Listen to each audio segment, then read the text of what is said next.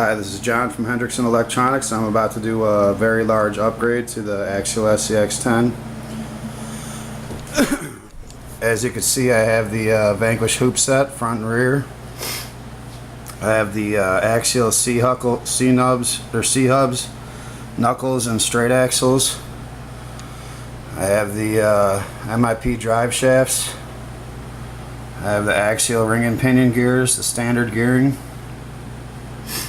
I have the Robinson Racing one-piece center diff and the Robinson Racing idler gear. And then there's some miscellaneous hardware for the install.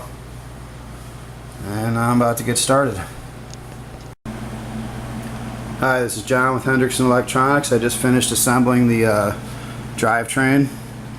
You can see you got the hardened steel idler gear to the hardened steel center differential, to the hardened steel MIP drive shafts, to the hardened steel axial ring and pinion gears. So basically, from the motor to the axles that go out to the tires, it's going to be bulletproof. So this should really improve things a lot. Well, I have the tires off. I'm about to start taking apart the axles and putting in the ring and pinion gears.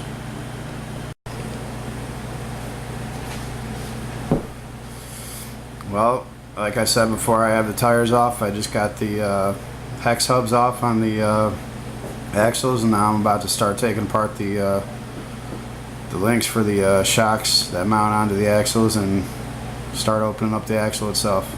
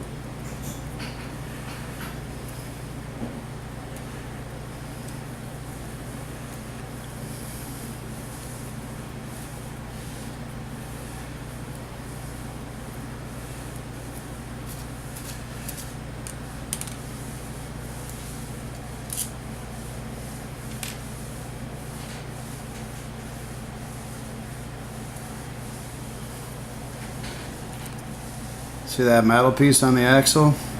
I don't recommend those at all. It wore out quicker than the plastic piece that came with it. It's not an Energy one, it's an off-brand one, but I imagine the Energy one probably wears out about the same, if not slightly longer. So don't get those. Get 4 links.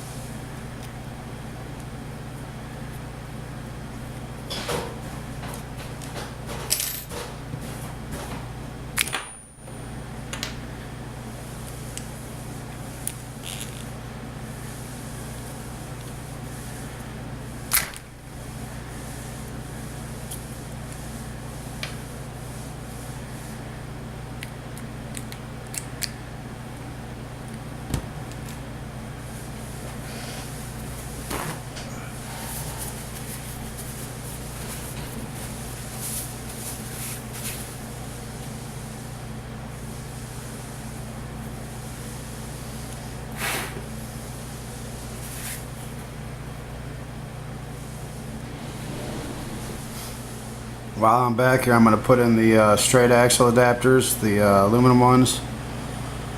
And I don't have any marine grease, so black grease from Associated is going to have to do for right now. I forgot to get the marine grease.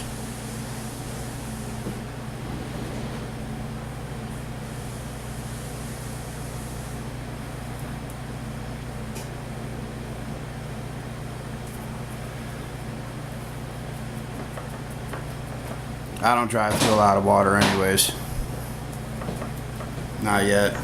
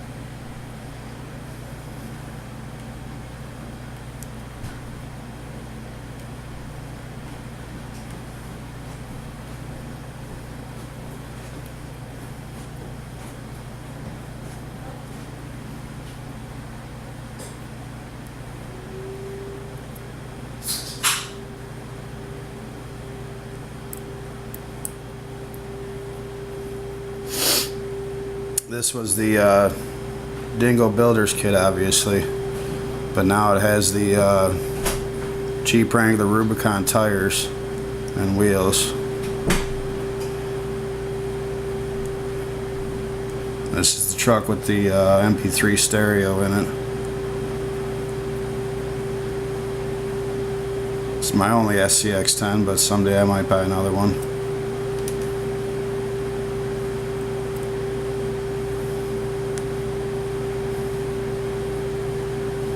A lot of threads on these little screws, but this is the last one.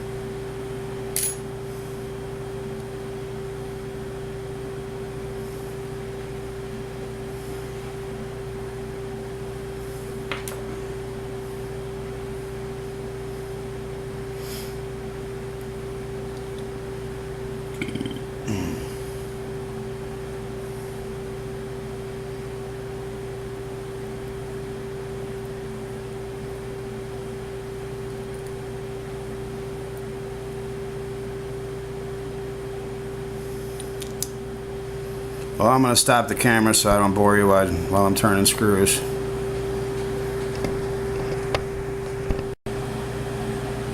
here's the axle, ready to have the cover put back on and reinstalled into the vehicle. I used about a whole tube of associated black grease on the gears. You can't really tell, but once I get some marine grease, I'll take it apart and redo it. So there you go. Here's the axle after the new straight axle adapters have been put on and after it was reassembled. I'm about to put it back on the vehicle, and then we'll move on to the front. Well, the front axle is done, and I just finished taking the trans out. Now I'm going to open it up and put in the one-piece center diff and the steel idler gear. Well, there's the transmission now with the full set of metal gears. That one-piece center diff was slightly heavier than the original center diff. The idler gear was quite a bit heavier than the plastic idler gear. There's the old gears over there. So now I just got to put the trans back together and connect the MIP drive shafts. Well, the trans is back in. Gear mesh is set. Spur gear, slipper clutch settings are set.